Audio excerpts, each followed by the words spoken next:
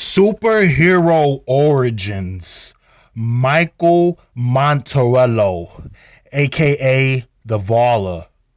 What's going on, everybody? It's your boy Johnny the Hottie. And today, ladies and gentlemen, we are going over the superhero origin, backstory, history, and lore that is Michael Montarello, the Chanosa Comics speedster. All right. But before we do any of that, make sure you leave a like, comment, and subscribe. And let's hop straight into the video. All right. Without further ado, let's get into the video. All right. So off the bat, right, his full name turns out is actually Michael Holden Pullman Montarello. Okay, it's half American, half Italian. All right, his mother Meredith and his father Matthew lived in Italy for pretty much most of their lives until they were in like their mid to late 30s.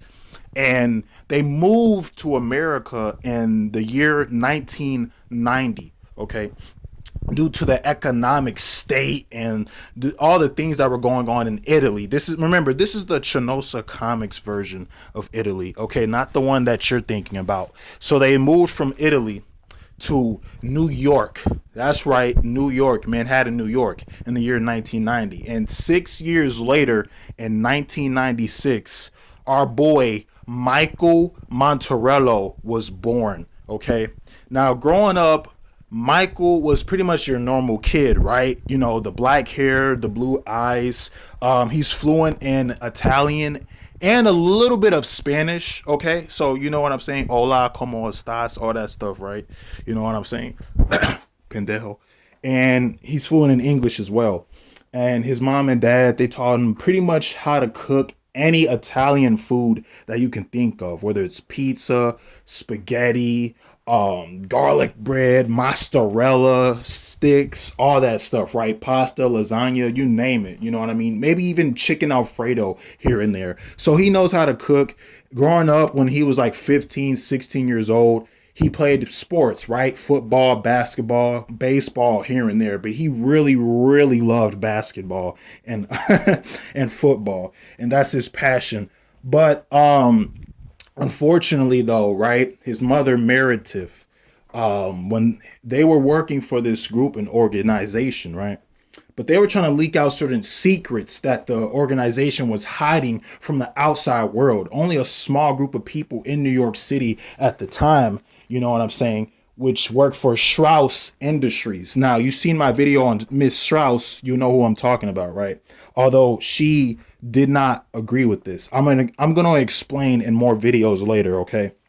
So they had killed his mother, right? Because she was going to leak out the information. But his father had moved after the mother's death. And, you know, Matthew had to lie to Michael and say, oh, your mom's sick. Oh, she went back to Italy. Because, you know, he was a kid. He didn't really know the depths of the world like he does now. So, you know what I'm saying? But he still played his sports, his video games, and he hung out with his best friend, Chris. And we're going to talk about Chris in another video, okay? But Chris was his first true friend because Michael was the only child and he had no brothers and sisters, so he bonded with Chris more than anybody other than his mother and father. And unfortunately, around the age 15, his father had gotten killed as well by that same organization, like a secret shadow government, the deep state type, right? And this led Michael to basically be adopted by Chris's parents at the time, right? His parents are well off financially and they took Michael under their wing, you know? So now he's like a stepbrother to Chris. They're more than just friends. But this led to Michael wanting to become a homicide detective or somewhere in the police force due to the murders of both of his parents at different ages and stages of his life, right? And he became a homicide detective and he became a forensics expert. You know, he uses science to try to explain the murders. You know what I'm saying? So there's that. Now, when he was around 21, 22 years of age, he was at his job and he was working, you know, doing normal forensic stuff, right? But his shift was over, so he clocked out. But the thing is, there was this huge cosmic storm. We're talking like red and black cosmic storm type of thing going on, right? And these cosmic storms happen a lot in Chanosa Comics, kind of like the one that the Fantastic Four had gotten hit with, how they got their powers and abilities. If you know the Fantastic Four origin story, this is kind of like similar. But the thing with this is that everything is red. Like if it were to rain, the water is red. If it were to snow, the snow is red. Imagine going outside and seeing red snow as opposed to the normal traditional white snow that me and you are so heavily fascinated upon, right? And Michael cursed. He was like, damn it, I knew I should have stayed at home until the storm passes over or passes by. But he was, rushing and in this state of mind, which is pretty funny due to what's about to happen to him, right? And Michael gets in his car. He's driving. You know what I'm saying? He's trying to dodge the lightning that's striking the ground. Red lightning. Like, dude, imagine a red tornado. Not the DC character. A literal red tornado or a red hurricane. A red earthquake. Red and black, right? And he finally pulls up to his driveway, right? He gets out of his car. He closes his car door and he's getting his keys out of his pocket and he's walking towards his front door of his house. But I swear, like as clear as day, as dark as night, right? He puts his key in the doorknob, and as soon as he turns it, boom, he automatically gets struck with red lightning. Okay, like that red cosmic energy, cosmic source type of lightning just hits his body. He didn't even have time to scream. He just fell on the ground. And due to the powerful storm and the lack of power, people didn't even know Michael was laying outside of his house until the morning. So imagine you get struck by this cosmic storm and they don't even discover your body until hours later. Because remember, this happened at nighttime, right? 12 o'clock, midnight, morning. You get what I'm saying? He gets rushed to the hospital. Chris's parents are there to support him. And the girl who would later become his girlfriend, fiance, and wife, Sabine, was there. They actually worked in the same facility, although she had transitioned to another part of the wing. We're going to explain that later. And, she was there for Michael, and Michael was just, in this state of mind. He was in shock. And when he got out of the hospital, that's when he started learning about his powers and his abilities and how unique they was. Like, he has the super strength, super speed, super regeneration. You'll see all the abilities pop up on the screen here and there. And at first he was like, this is crazy. I'm essentially a god, but I don't know how to use these powers and abilities just yet. And it took Michael a good 1 year, 2.5 years to finally master and grasp the type of powers and abilities he has. You know what I'm saying? Like, dude is really, really fast. Like, for example, dude, he was able to run around the entire earth and gain all the energies of the cosmic storms and throw them into this portal. He ran around the entire earth over like 20 times in less than the blink of an eye. Like, that is insane, man. And that's just small stuff, just for starters. You know what I'm saying? So yeah, his origin story is kind of similar to other speedsters or other heroes' origin story. He was once a human, but now he's like a god and stuff like that. And he has his own children now, his own family. He still has to live his life outside of superheroism. He has his daughter, Maddie, and then his son, Big Mike.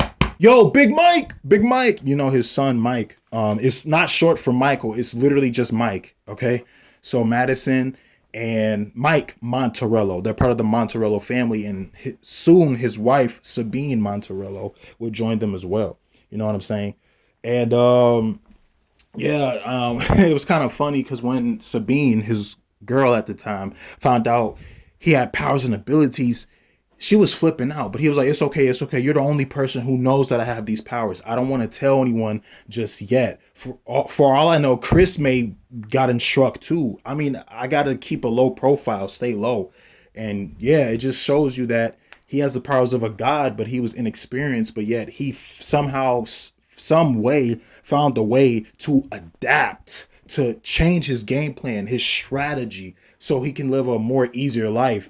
But he always has to hold back because of these freak of nature, force of nature, godlike powers that he has been blessed or cursed with.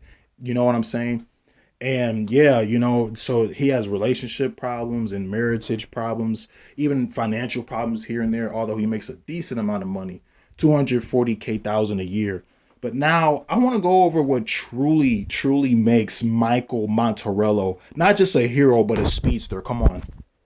Michael is a good hero because he always tries his best to help people, to help others, no matter how hard, difficult, or impossible it may seem. Okay? He always wanted to help others, but since he was a human, he couldn't. But now with these powers, he can do way more than help them. You know what I'm saying?